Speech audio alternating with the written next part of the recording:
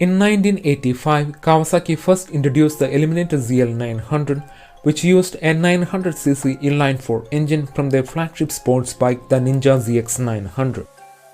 The idea of a cruiser with a sport bike engine suddenly gained popularity. The Eliminator series stayed in production until 2007. After the 16 years of hiatus, the Eliminator is coming back in 2023 with the release of the new Eliminator 400 and the Eliminator 400 SE models.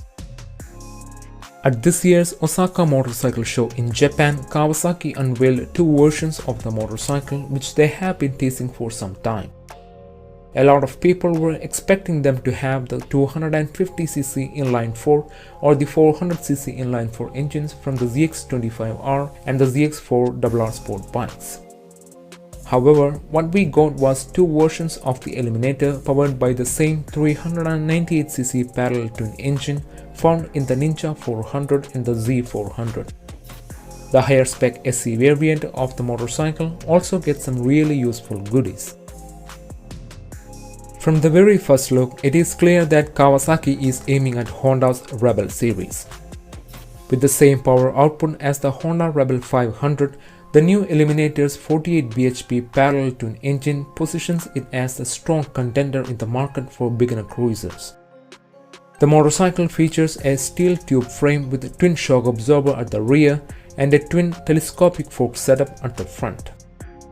Like in a typical cruiser fashion, the Eliminator comes with 18-inch front wheel and 16-inch rear wheel.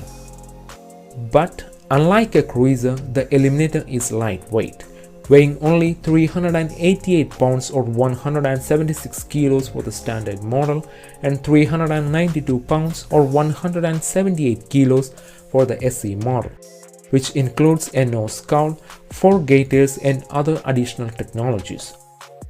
Although the Eliminator is a cruiser motorcycle, to make it more user-friendly, the Eliminator comes with mid-mounted pegs rather than forward foot controls, again following the same path as the Rebel 500. But the most unique feature of the Eliminator SE variant in my opinion is the inclusion of front and rear cameras which are integrated into a ride recording system. Simply saying, you have a very useful dash cam setup on your motorcycle. The Eliminator also comes with GPS, USB-C ports, traction control and smartphone connectivity for the LCD instruments. This makes the Eliminator SE much more advanced in the technology front than its main rival, the Rebel 500. Kawasaki plans to launch the Eliminator in 2024 as a Japanese-only model, with base versions priced at 759,000 yen or $5,733 and the SE variant at 858,000 yen or $6,481.